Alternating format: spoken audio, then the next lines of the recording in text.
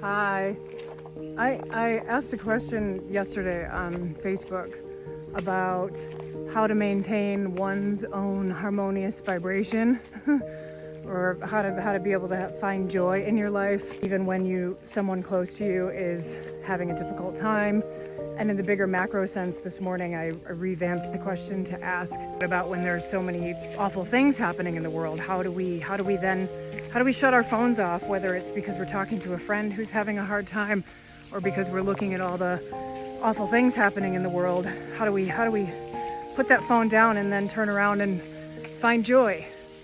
And I just found the answer myself. I asked the question this morning and I'm making a video because I want to be able to speak it, it's easier. And that is that I was speaking then, yesterday and this morning even, just a little while ago, as so many of us do. I was speaking from a place of love being limited, a place where, I'm going to get pretty woo-woo here, where most people are walking around using the energy of others. We're taking and we're giving. And that's normal and healthy in somewhat.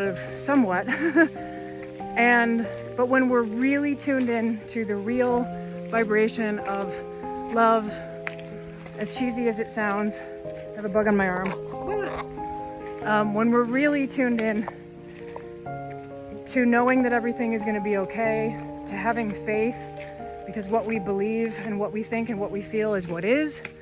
And so if we can somehow cultivate, it's not about getting into a high vibration that's love and light. It's about finding harmony within oneself. It's about really tuning into source energy and knowing that everything is going to be okay. Why? Because it always is. And when I can say for me, when I tune into that, I think I could speak for all humans. When we're able to tune into that, like when I'm not in it, I know when I'm not in it. When I'm in it, I know when I'm in it. And there's all kinds of little annoyances that keep us falling out of it all the time. In fact, I almost think there's like a spiritual warfare kind of thing trying to keep us out of it, but that's a whole nother conversation. But my point is, love is not finite. Love is infinite. Real love that we get from source, not that we're getting from each other, is infinite. And when you're pulling it from, or not pulling it, but when you're receiving it, when you're open to receive it from source, I'm so woo-woo right now. It's endless. It's boundless. You can give it, you can freely, just by being in your presence, people receive it if they're open to receive, if you're open to receive it from the universe. And maybe I'm just talking this way because the sun's out today for the first time in a while here in the mountains.